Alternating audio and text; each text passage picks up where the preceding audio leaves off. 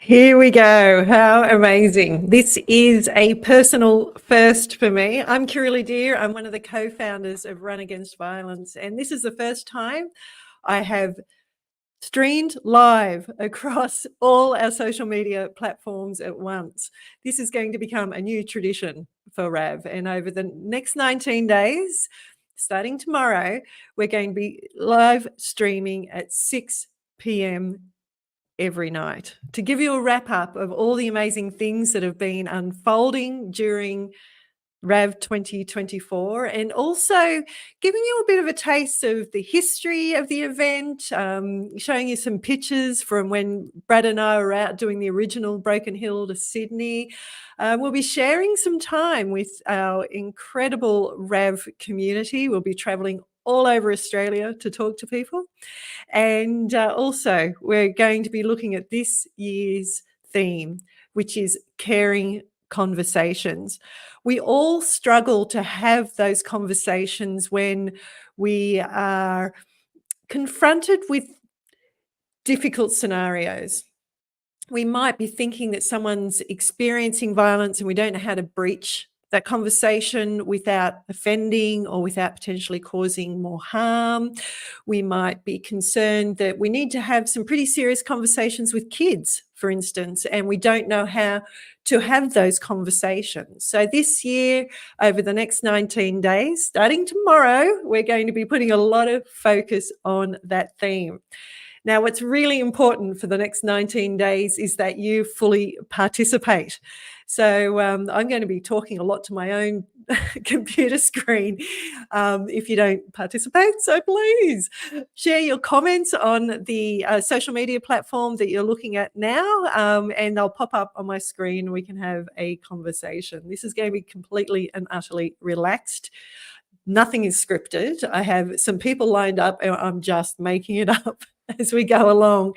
But that's part of the joy of it, isn't it? We're a wonderful community of people that I know are very supportive of each other. And anyone who knows me outside of RAV knows how much I love taking on a personal challenge and doing personal firsts. So this is a very big first for me. I am coming to you from Wiradjuri country, which I'm incredibly fortunate to live on from a day-to-day basis. If you're on socials right now, maybe put into the comments where you're currently situated, on what country you're currently on, because we have people from all over Australia and all over the world.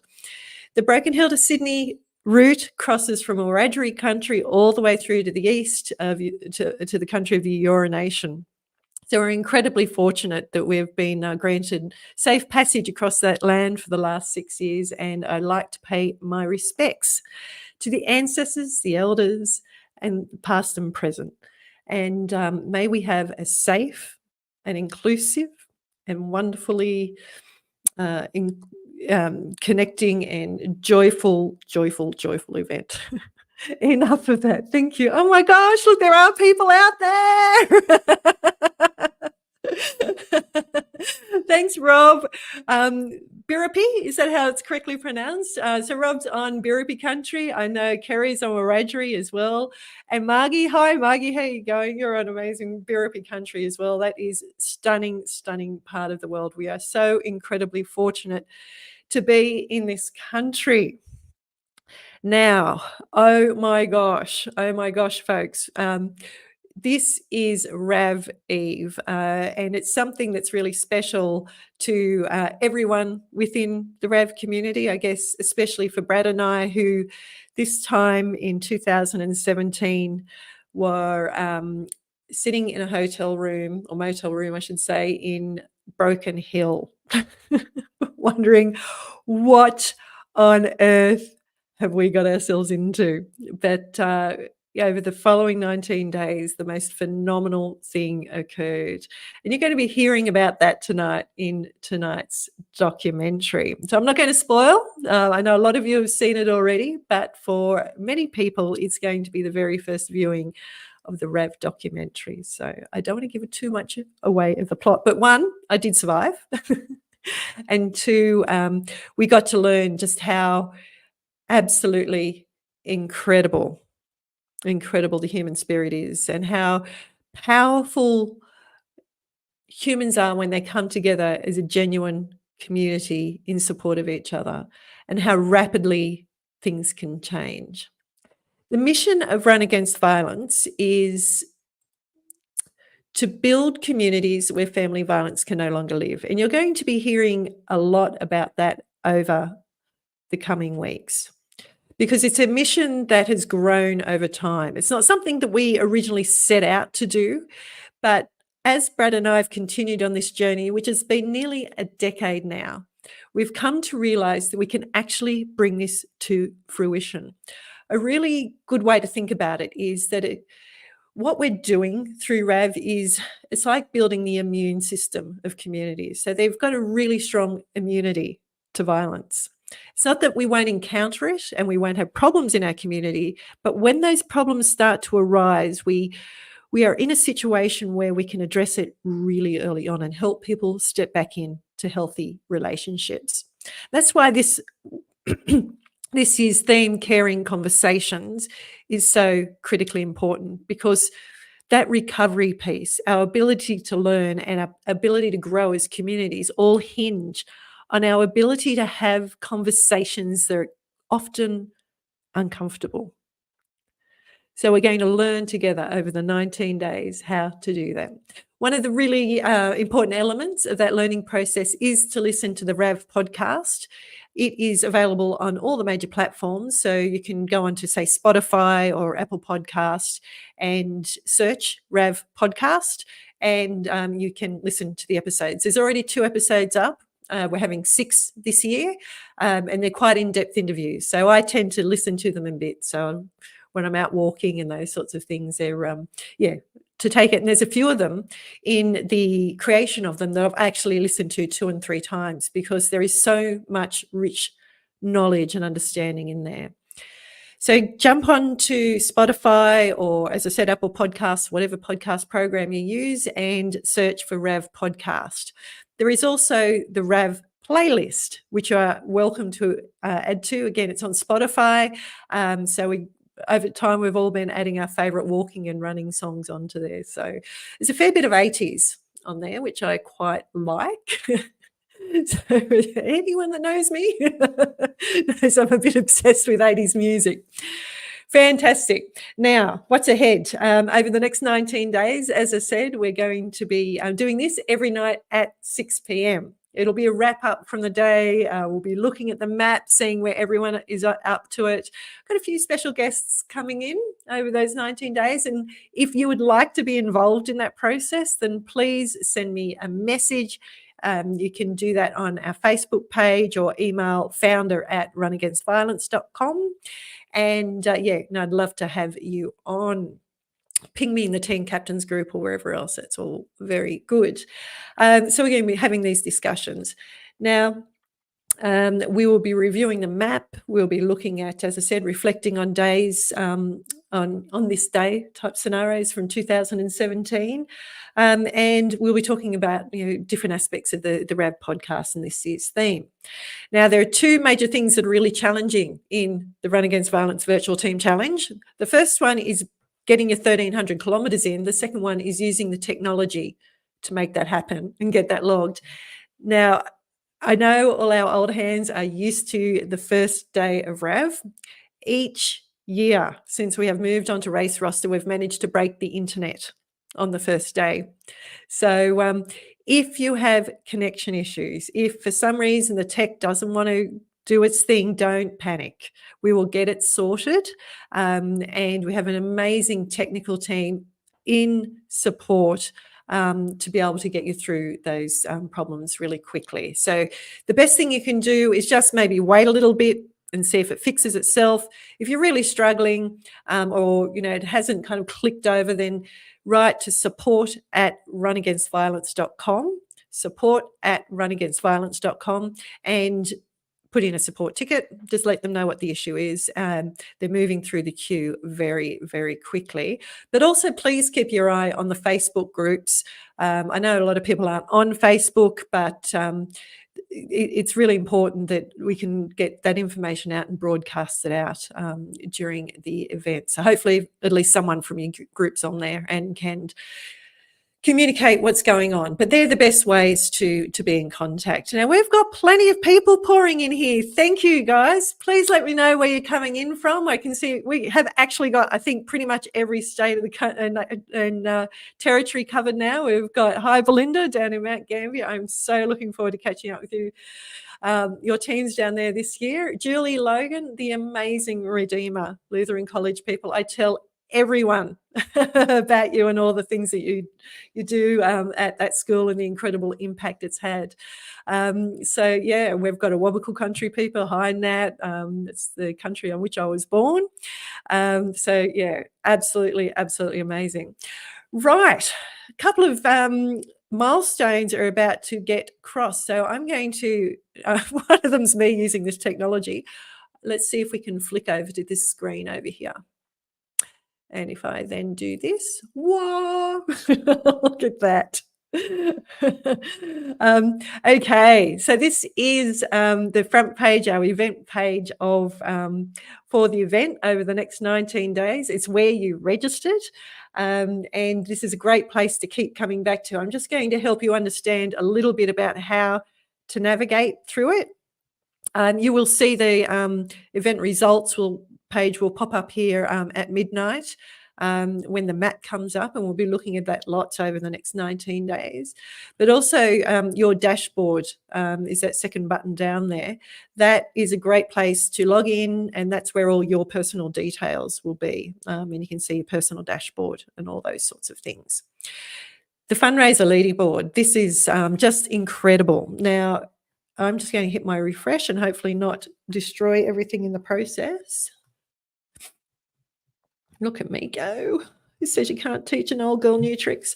NatCan, we're sitting at $29,837 already. So how amazing. Oh, hi, Al from Orange, the Central West. How amazing would it be if we can get to $30,000 before the end of the screening of this documentary? It's incredible to think that we haven't even started the event and we're already about to click over $30,000. That is phenomenal. Now, that money, that $30,000 goes directly to NAPCAN. It does not go into our bank accounts. We don't take a commission off it or anything like that. Any money that's donated, either through the donation pages or through the registration process, goes directly to NAPCAN, and it is put in a bucket for the Love Bites program. So not only does it go directly in NAPCAN, it is fenced, I guess is a way of putting it. It's restricted to being used for the Love Bites program. Now, over the last 4 years, we have invested $400,000 into Love Bites. The reason that we've done that is to ensure that every Australian teenager, no matter where they live in this country, has access to respectful relationship education. We've still got a way to go. We've certainly made a lot of ground. We would love to crack that $500,000 mark this year, and we are well on the way to making that happen. So please, $5, $10, $25, I'm okay with $20,000. That's all good. I'll cope. Just get those donations coming in. I know it's hard work, and I think that's what's particularly special about that number is that we are in challenging financial times, and yet people are still donating, and that tells me just how important this is to our community. So let's have a look at who's been doing some of that amazing fundraising already. Top of the pops is Love Bites and Blisters. Now, they are the people, I don't know if you've seen them on Instagram, that are doing all the fantastic reels. They're absolutely hilarious. They're an amazing group of people that are delivering the Love Bites program through the Central Coast of New South Wales. And yeah, already doing amazing things. Thank you, Gender Equity Network. I really would love to know more about your work. So if you can ping me a message, I would really value being able to, learn a bit more about you. Department of Ed, corporate crew, go. Now, scrambled legs. We've got scrambled legs and coffee, and we've got scrambled legs. So they're doing amazing. And also the infamous Will He Make It? I'm sure they will. Our top fundraisers, thank you so much, Adam Gollage from the Love Bites and Blisters. Peter Smiley from FET's Command. Now, I looked this up today, and it's I believe it is a branch of the New South Wales Police, and it's the Forensic Evidence team. Scrambled Legs and Coffee, thank you. And Cindy from Actual Scrambled Legs, all doing so incredibly well. And Melissa from the Mid Coast RAV Legends 1, headed up by the legendary Margie Lewis. And I believe they've got a very special guest on their team this year that you'll be learning more about as we move along. Wow, have I talked enough yet? What I am going to do now is I'm going to hand you over to the RAV documentary. So this documentary was filmed back in 2017 as Brad and I headed out from Broken Hill and passes all the way through to Sydney. 1,300 kilometres or 32 marathons in 19 days. Now, as you participate in the challenge over these 19 days, you are moving along exactly the same route. So the map that you will see in the coming days is a Google map of the route that we covered. There's a couple of tiny little tweaks that needed to be done to get it all to fit into programs. But yeah, it's the same route. So, and you can zoom in on your location and have a look at the streets and street view and all those sorts of things. But we've got lots of that to come. So enjoy the documentary. I'm going to stay online while we're watching it, and you can continue to comment through the documentary. So if there's bits that particularly resonate with you or that bring back memories of the past RAVs, please share them.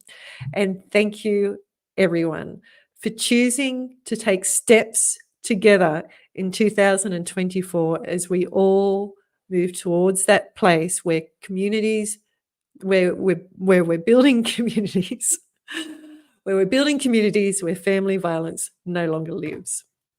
Now, I've just got to hope that I can work this. Here we go. And then that.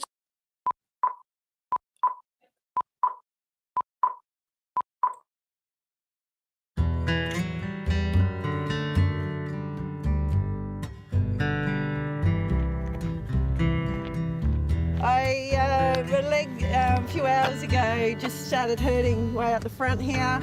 We believe it's inflammation. It doesn't feel like there's a tear or anything in there at the moment, or stressors or anything like that, but quite a lot of pain, and I ceased being able to walk. So now I'm just trying to warm it up again. We're about 13 k's out of Condo, and there's only one way going to get there, so we're just walking, getting as much pace as I can, and you just keep going.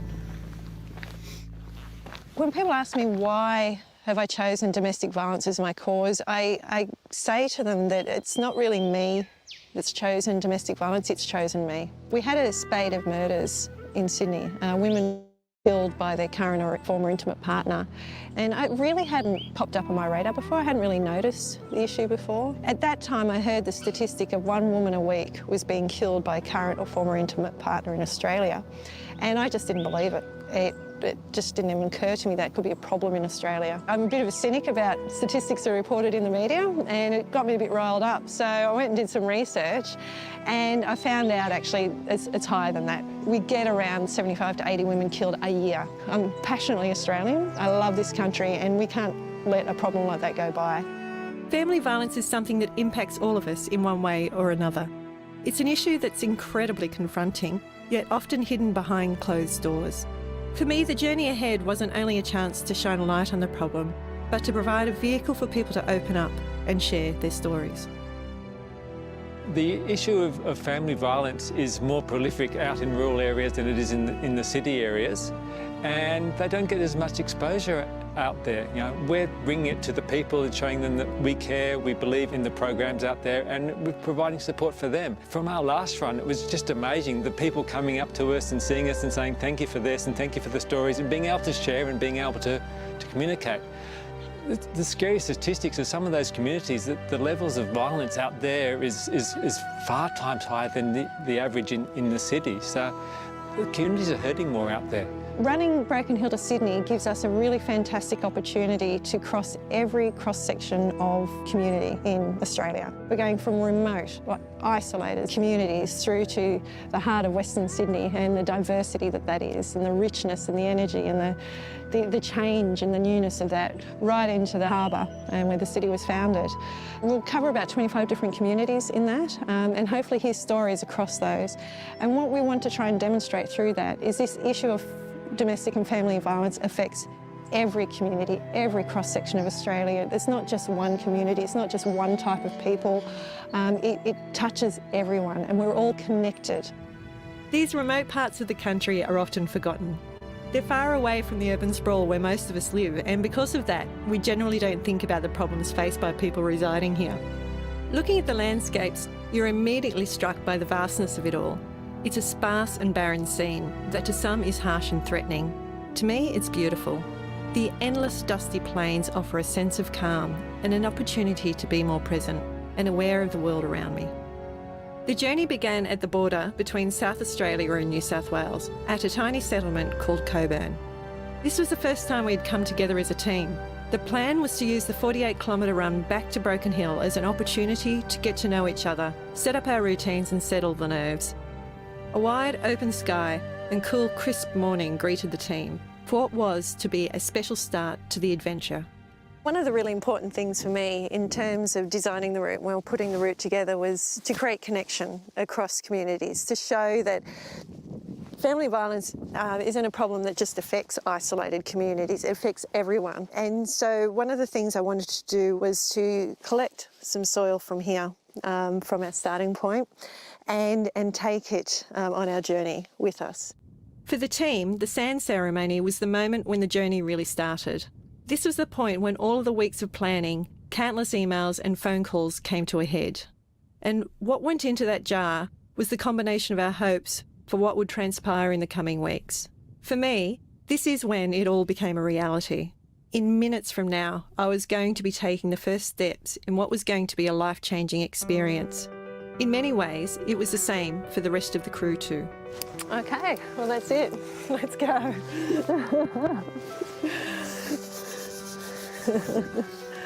Right, let's get this baby started. Right? Come on. Yay! It's just going to be mad.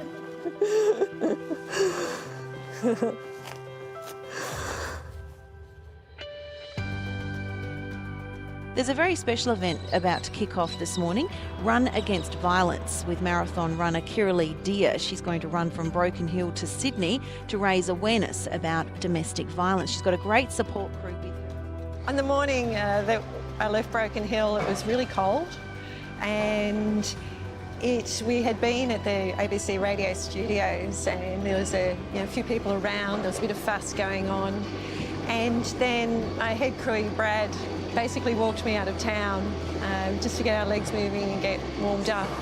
And that moment that the crew left me and drove ahead, and I could see the country that laid ahead of me, I realised that I had to do this on my own. I had to find it within myself that this was the moment of truth. So those first few kilometres, I just focused in on getting my legs turning over, thinking about all the people that had put faith into what we were doing, and I just started to move. I met Kirrily when she was on her first ultramarathon. We were asked to host her arrival in Tamworth at our White Ribbon Day Gala event. She and I started talking about what it was we were both trying to achieve in standing up against the scourge in our society that is domestic violence. My role during the run is as a support person in whatever way that I can be supportive, whether it's standing here on the road and waiting for Kirrily with food and water, whether it's getting the washing done, doing the Facebook posts, whatever it is that makes it easier for others to do what they have to do. And I think in any community, if everybody puts in what their little bit is, then the community runs smoother. Having Kate there was really important for a lot of different reasons. So she is from outside the running community, to me it was important that we brought together people of all different walks of life, because we've all got a role to play in bringing an end to family violence and to breaking the silence that surrounds it. She's incredibly effective at community engagement and telling and sharing the stories of the kids. And so really, we would not have achieved any of what we achieved without her being there. The team behind me were invaluable, and each had their own connection to what we were trying to achieve. Rebecca had a particularly strong bond, and for her, this was a chance to share a powerful story. My birth parents immigrated from Italy and they came to Australia for a better life, but they never got that better life. And my birth mother eventually left my birth father with us 3 girls, and we were at a women's refuge. And I remember one day getting off the bus, we had been out shopping, and he had found out where we were staying and he was hiding in the bushes. And as we got off the bus, he killed my mother. I remember thinking something terrible has just happened, but also thinking my mother was just sleeping, but she wouldn't wake up. Rebecca first contacted me via email about coming out on the run with us. I hadn't met Rebecca before at that stage. I didn't know her story. She said the cause was really important to her and that she did have some history with family violence. The fact that the cause was important to her, she had the energy for what she wanted to do. I was keen to have her out there. The other thing that she then mentioned is that she had an assistance dog, a dog named Tucky, and he'd be coming out on the journey with us. I'm very conscious of my story and the impact that it may have on other people. I was brave one day and told a very good friend about my story.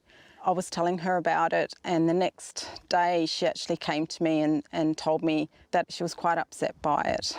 This is something I need to do. I need to show to other kids or people that have experienced something dreadful in their life and they haven't been able to cope, that although something dreadful has happened to you, you can bounce back from it, you can turn it around.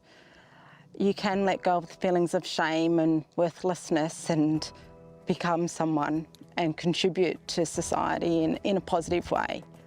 And if I can, reach out to one child or one teenager or one person in the early adulthood and say, that was me, but look what I am now.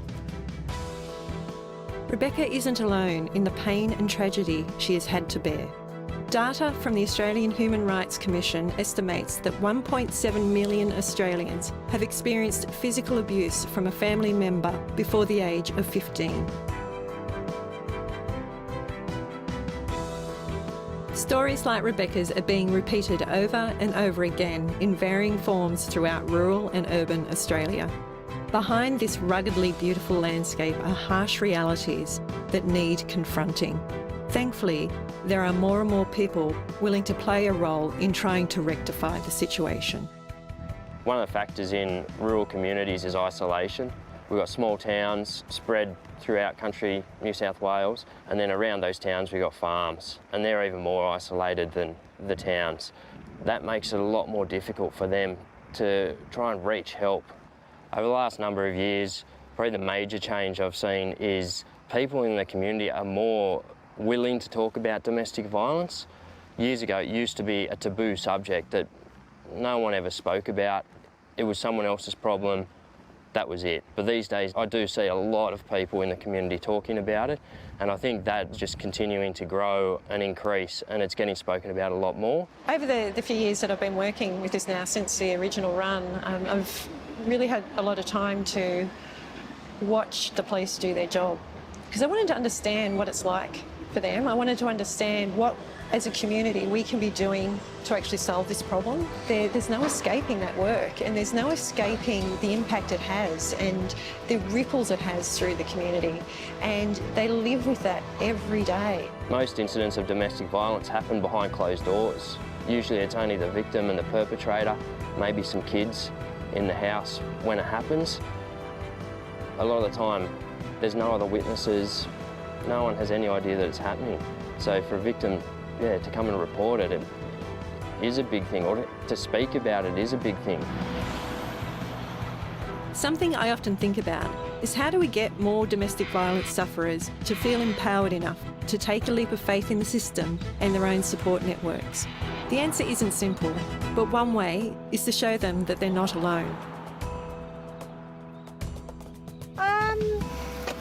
It's just inflammation, I guess, is the broadest way of describing it. But how I'm experiencing that is a lot of pangs and so the muscles contracted and won't let go again, but a lot of pangs of pain up through my leg.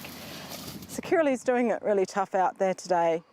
And I know when she's out there on the road and the pain's getting hard and her mind's starting to wander, she refocuses and thinks, I'm out here running for all the women that can't. And I just love her. I respect her so much and I just want to take all her pain away. But you know what? Part of that pain is part of her journey as well. I'm just here to look after her and send her on her way. Sharing the road with others is one of the things I loved about the adventure. So many beautiful people were supporting my journey in their own way, through fundraising efforts or spreading the word in their communities. Some of them also took the time to drive across the state to spend a few kilometres with me, pounding the pavement, singing and laughing as we got to know one another. There was nothing solo about the Steps Together ultramarathon. There were loads of wonderful people that took part, either through their messages and emails or by joining me in the outback. We're from Dubbo and Tony here organised us to all attend the virtual challenge with Kirrily. So we decided, being so close, only a 2-hour drive away, that we could come over and support her. Some of us know her from other events, and so we've been thinking the challenge has been difficult for us, haven't we really? Yep. So we think it must be super duper difficult for her. So yeah, we're just here to cheer her on a bit. So I now feel, after talking with Kirrily, equipped to talk to my 10-year-old daughter about it. So seen signs around town and she's asked, and I'd run with Kirrily in Dubbo and was able to discuss with her about how not everyone lives in a safe environment and that it's important that people can feel safe. And that it's not just women, but it is predominantly women and kids who are exposed. So I think she's really raising awareness and it's making a huge difference to people.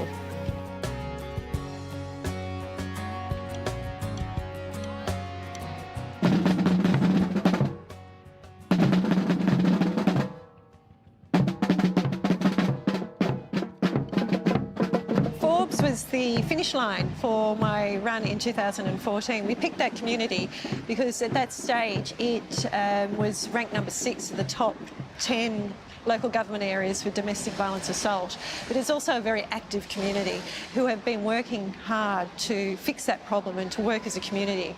So that's why we had it as a finish line in the first run. And since then, every year I've been back to Forbes to see how they're progressing. So to be able to arrive there with 900 kilometres in my legs to revisit Forbes is really important to me. Forbes has come a long way. However, there's still work to be done. It is a fantastic example of what can be achieved when a community acknowledges its problems and then works cohesively to rectify them.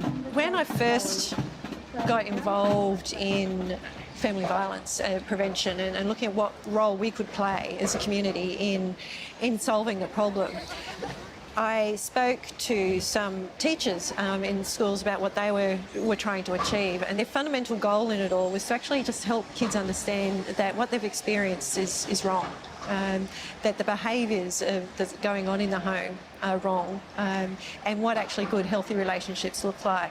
So that's the role of conversation within our community.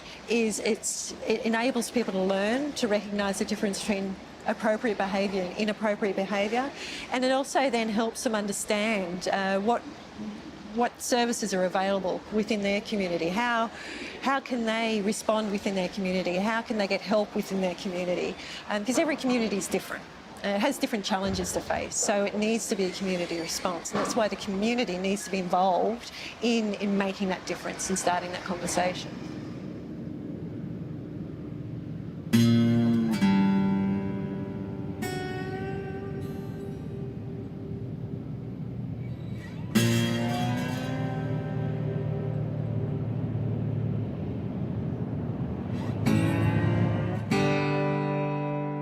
The section from Forbes to Oberon was a complete change of rhythm. for us. We had gone from big open plains, working tightly as a small crew, through to now we had population, we had people, we had traffic to deal with, we had hills to deal with, changing weather, constantly changing weather. We also had a lot more media happening out there, so people were pulling up on the side of the road that had heard about what we were doing, and we had a lot more events going on. So it was a very much a different game for us once we reached that section.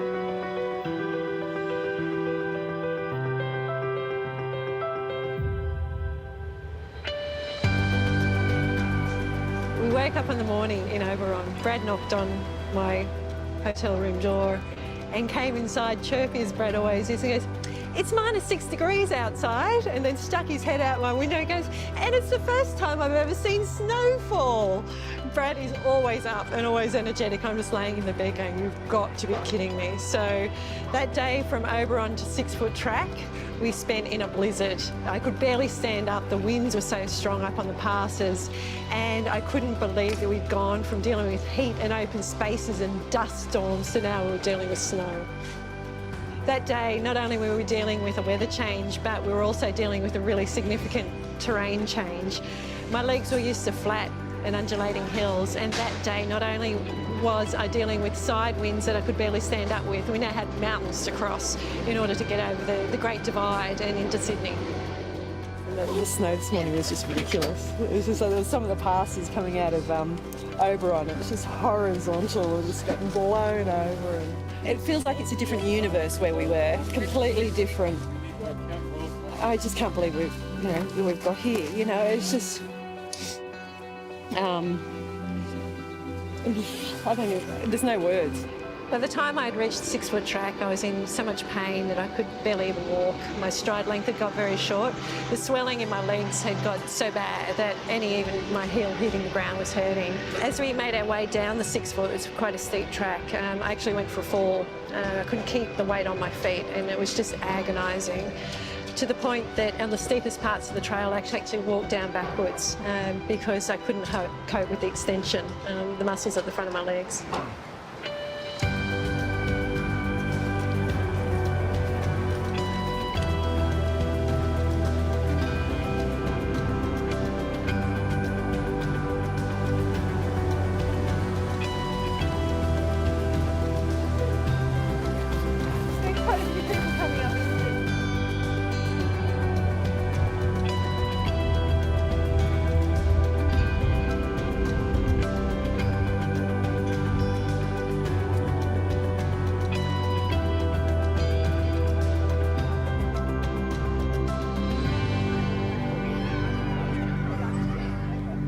One of the things that motivated me throughout the run was knowing that there was 2,000 people racing me online through the virtual challenge.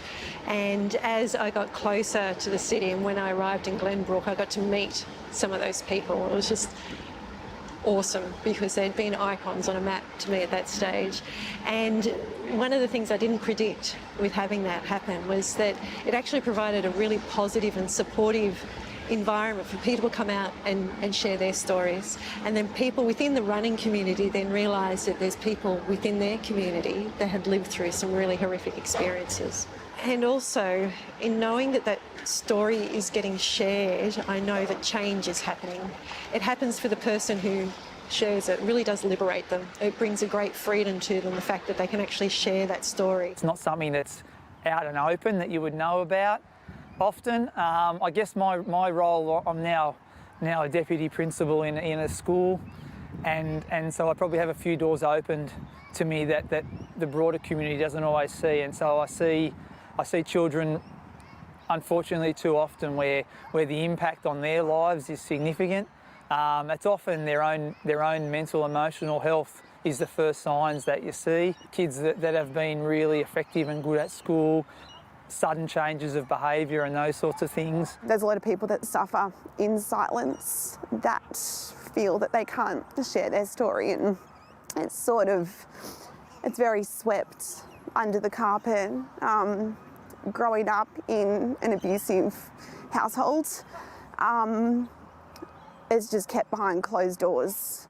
The ability of a teenager to try and manage that is limited. You know, they don't have the experience often.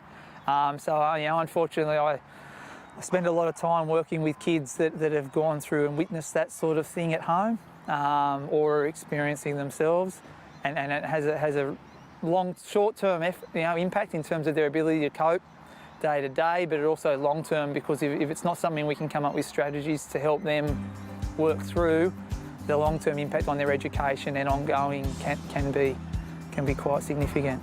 Yeah.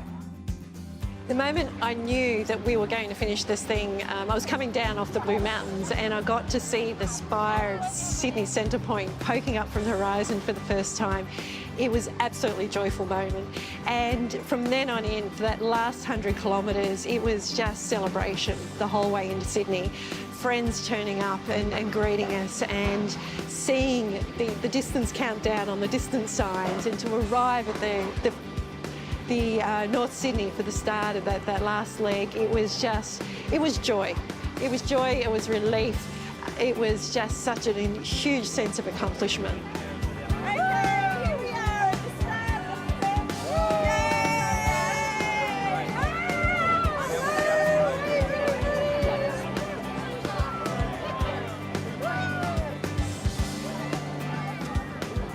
On that final day, we were having lots of fun, joking around a lot, and then we came down around the corner on the Kirrily Expressway, and the Opera House was right there in front of me.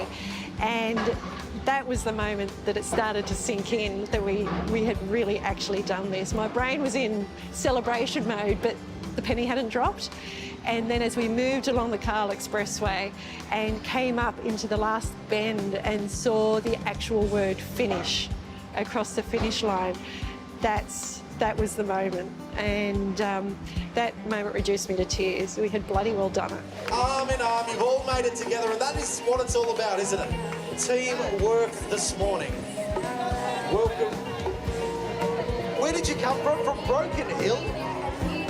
What time did you start? Would I do the run again? Absolutely, in a heartbeat. I would do it 10 times over to be able to, not just for the running of it, I absolutely love the run, but to make such a huge difference, to engage so many people in something so positive that creates incredible lasting change through communities. Because when we solve this problem for one person, it's not just for one person, it's for all the generations that come after that. So in a heartbeat, I would do it again.